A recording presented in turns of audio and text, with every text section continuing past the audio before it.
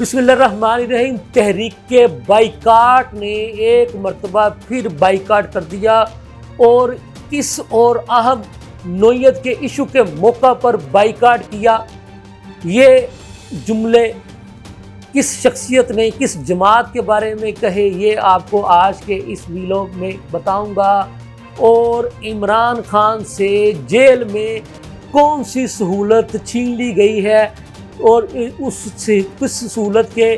چھن جانے کا دعویٰ علیمہ خان صاحبہ نے کیا ہے، یہ آپ کو بتاؤں گا۔ اور بیرسٹر گوہر نے جب آج عمران خان سے جیل میں ملاقات کی تو عمران خان نے بیرسٹر گوہر کے ہاتھ کیا پیغام پہنچایا، یہ بھی آپ کو آج کے اس ویلاگ میں بتاؤں گا۔ لمحہ نیوز کے ساتھ میں ہوں آپ کا میزبان شہزاد ملک۔ ناظرین، آپ کے علم میں ہے کہ آج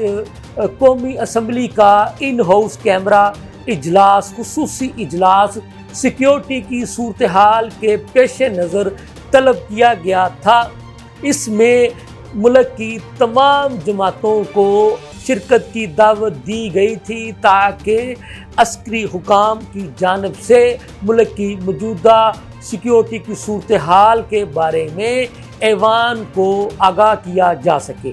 کل یعنی پیر کی حد تک تو تحریک انصاف والوں کا یہ اعلان تھا کہ ہم بھی اس اجلاس میں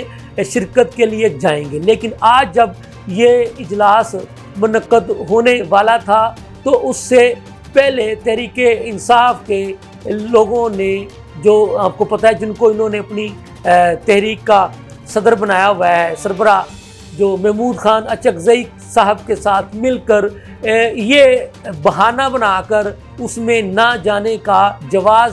پیش کر دیا کہ جی ہماری چونکہ پی ٹی آئی کے لوگوں کی عمران خان سے ملاقات نہیں کروائی جا رہی، لہٰذا پی ٹی آئی جو ہے اس اہم نوعیت کے اجلاس میں شرکت نہیں کرے گی۔ تو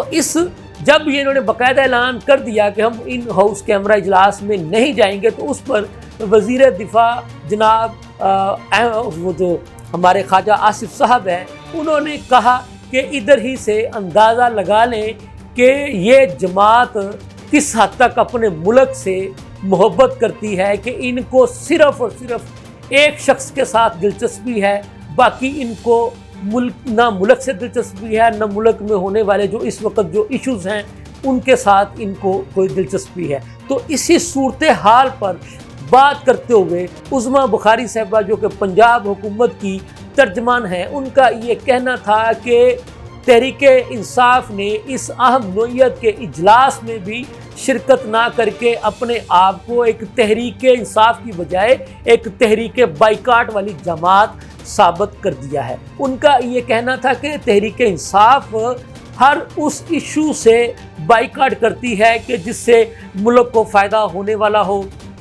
یا ملک کی جہاں ملک کا مفاد ہوتا ہے تو ان کو وہ چیز ہضم نہیں ہوتی تو یہ اسی ایشو پر بائیکاٹ کر کے بیٹھ جاتے ہیں۔ تو ان کا مطلب اور مقصد صرف اور صرف ایک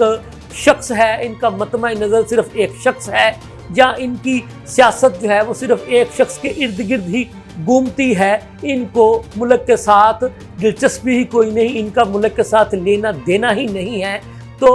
جو لوگ بھی ان کی